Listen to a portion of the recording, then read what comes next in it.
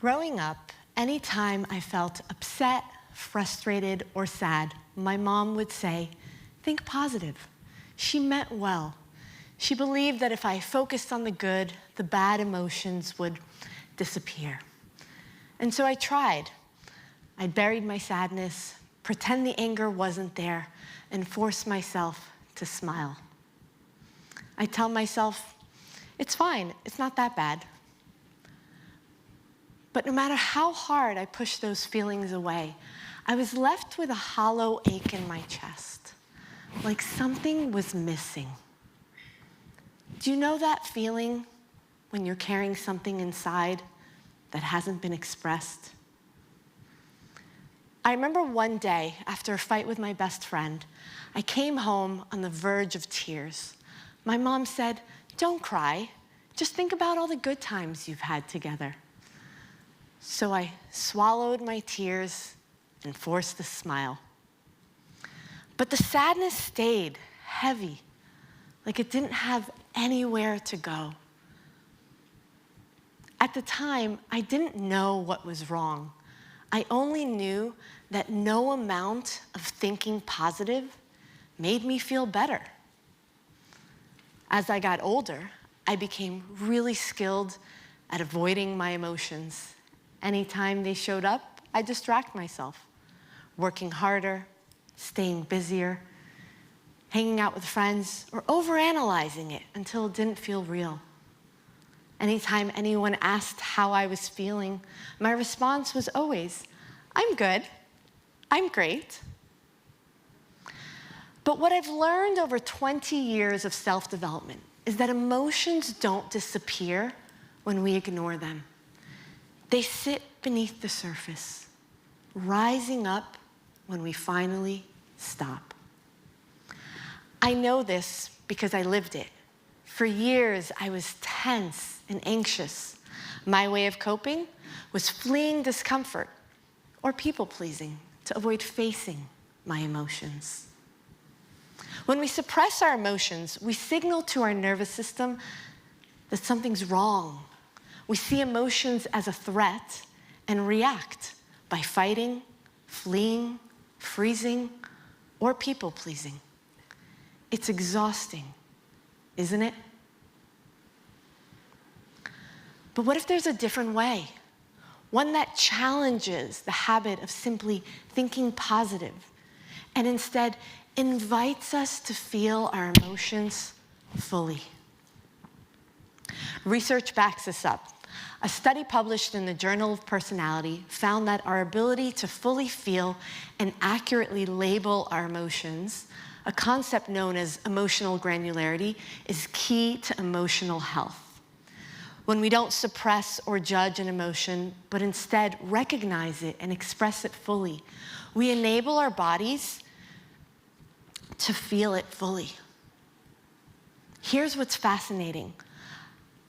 Harvard-trained neuroscientist Dr. Jill Bolte Taylor suggests that when we allow ourselves to fully feel an emotion without resisting it, judging it, or running from it, our bodies can process it in about 90 seconds.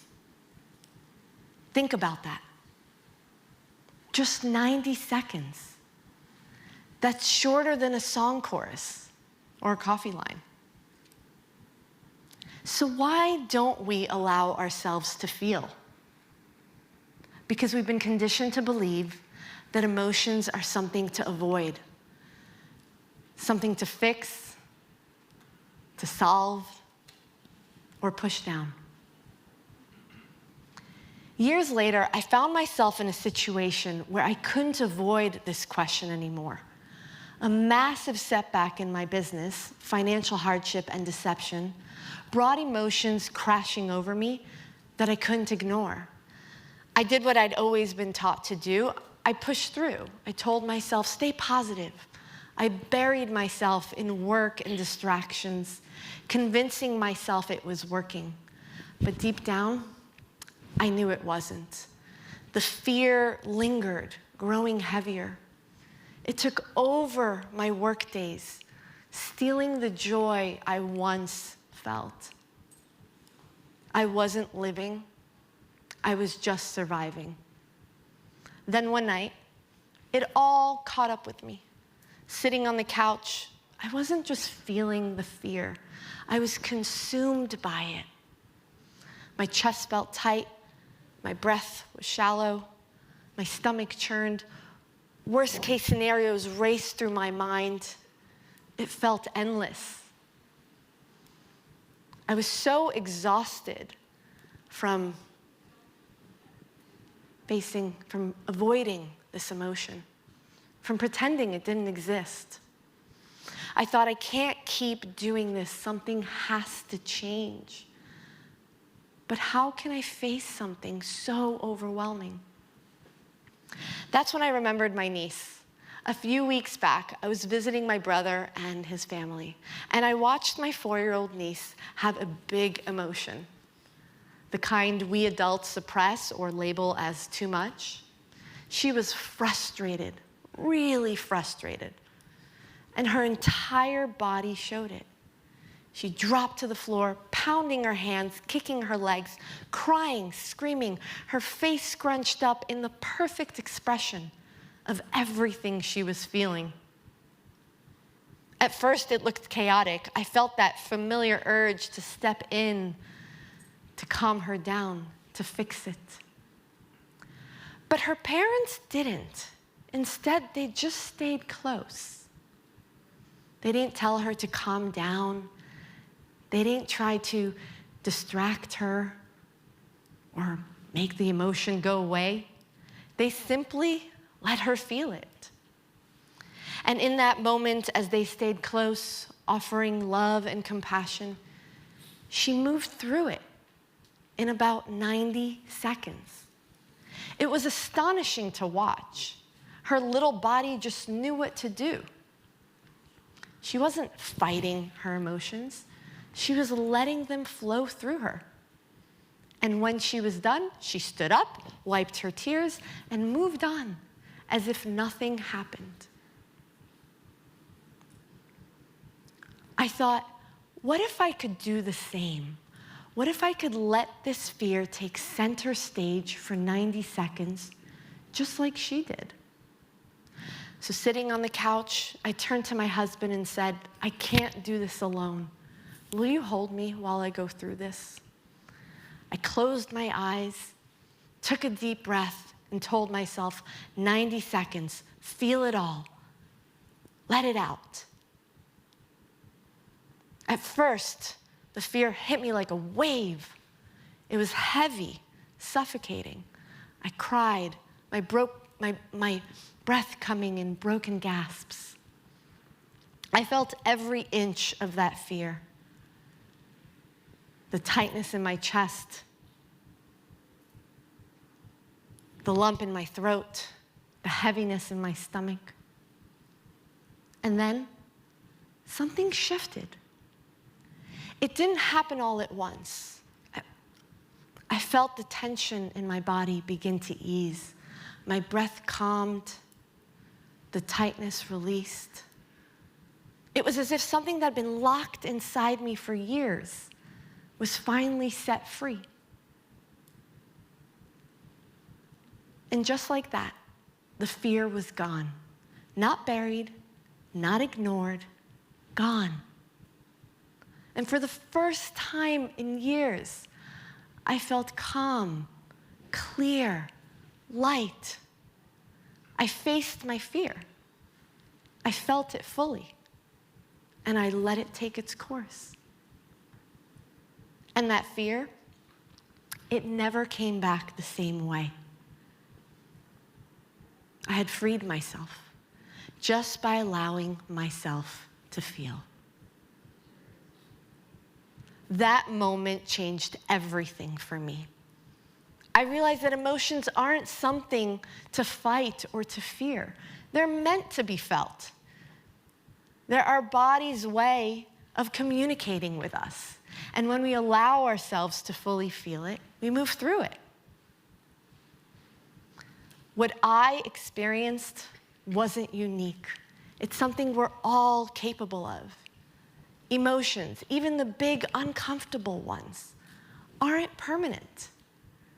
They're like waves. They rise, they peak, and they recede.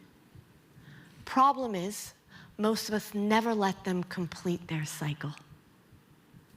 But here's the good news. You don't have to wait for a breaking point like I did to find freedom with your emotions. There's a process, a way to work with your emotions, not against them. And it starts with 3 simple steps that anyone can practice. Let me walk you through it. Step 1.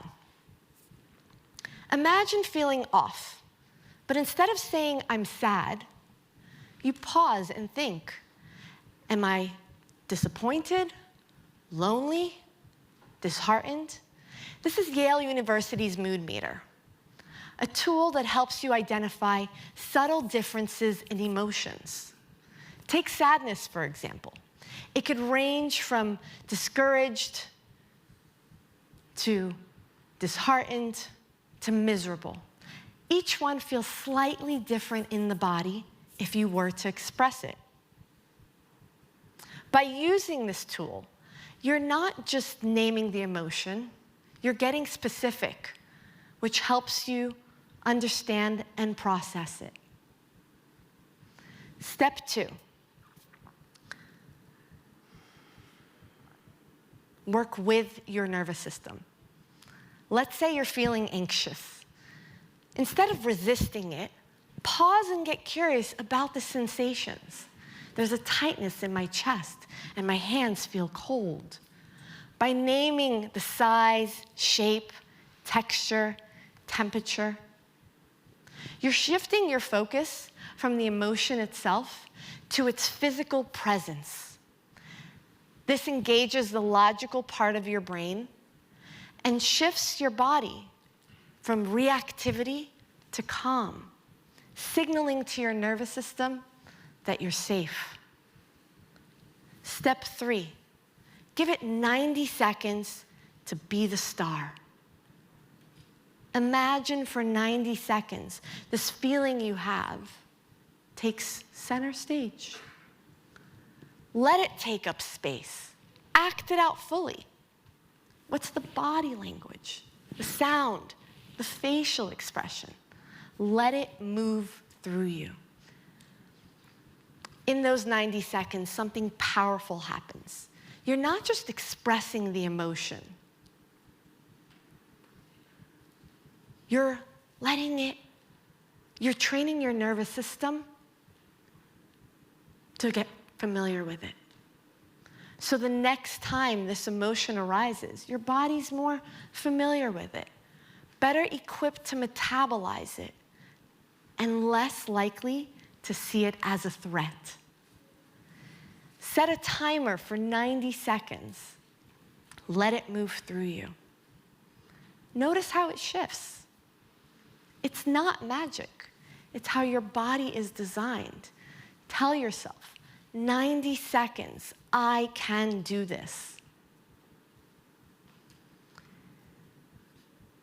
As the renowned mythologist and writer Joseph Campbell said, any feeling fully felt is bliss.